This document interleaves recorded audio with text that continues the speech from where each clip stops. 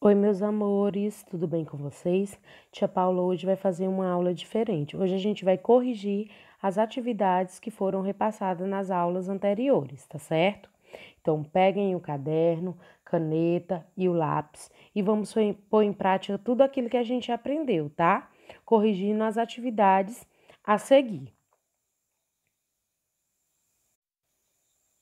Então, pessoal, na página 72, nós vamos fazer a correção das atividades da história em questão. Então, a primeira questão fala o seguinte: a partir do que foi estudado sobre revoluções, por que se pode afirmar que o conjunto de transformações ocorrido no modo de produção a partir do século XVIII foi uma revolução? Então, o que é que vocês vão colocar? Porque ele aplica o conceito de revolução, identificando que as transformações engrenadas nas formas de produzir e fazer circular os bens foram profundas quando comparadas com o modo de produção anterior. Então, havia uma diferença nas revoluções anteriores para a revolução do século XVIII. Então, vamos lá. Segunda questão. Os ingleses investiram em técnicas e tecnologias para dinamizar e aumentar a produção industrial a partir do século XIX. Pesquise e comente as principais inovações. Então, vocês iriam pesquisar e comentar. As principais técnicas e tecnologias desenvolvidas pelos ingleses na industrialização foram a máquina a vapor, decisiva para a produção industrial, o controle de técnicas de siderúrgica e metalúrgica voltadas para a fabricação de armas, apuradas técnicas para a construção de ferrovias utilizadas para o escoamento mais rápido e mais econômico da produção. Na terceira questão, dizia o seguinte: os trabalhadores nas indústrias tiveram muitas dificuldades e poucas condições, sendo afastados do produto final de sua força de trabalho. Comente a situação do trabalhador nesse momento. Então, vocês iam comentar da seguinte forma: o trabalho desenvolvido nas indústrias era insalubre, o salário era péssimo, o lucro basicamente ficava só com os industriais, que exploravam ao extremo a força de produção. E a jornada de trabalho chegava a 80 horas por semana. Então, esses trabalhadores eles tinham muita dificuldade para conseguir terminar o seu trabalho, devido às poucas condições.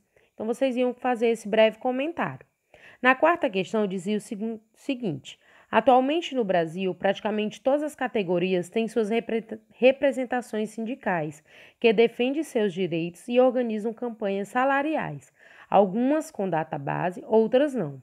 Na Inglaterra, pós-revolução industrial, as péssimas condições de trabalho e a pouca participação da política fizeram com que vários movimentos eclodissem. Reflita e discorra sobre o cartismo.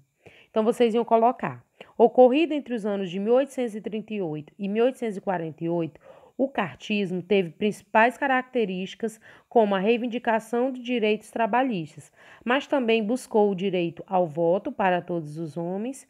Só que em 1838 foi lançado a Carta do Povo, ou seja, ele trazia os principais pontos das reivindicações que essas pessoas estavam fazendo nas representações sindicais, certo? E a última questão, finalizando essa atividade, é: o Ministério do Trabalho e do Emprego, ao lado do Ministério Público do Trabalho, nos últimos 12 anos, não tem medido esforços para erradicar o trabalho infantil no Brasil. Durante o processo de industrialização, na Europa, essencialmente na Inglaterra, mulheres e crianças trabalhavam arduamente nas fábricas. Reflita e discorra sobre esse processo. Então, vocês iam colocar da seguinte maneira: a introdução de mulheres e crianças tinha um objetivo claro. Além de economizar devidos altos baixos salários pagos, ainda menores se comparados aos pagos aos homens, aumentava o número de trabalhadores, ampliando consequentemente a produção. Então, a partir daí, houve a consequência desse processo, que foi a desestrutura familiar observada entre os trabalhadores das fábricas, certo?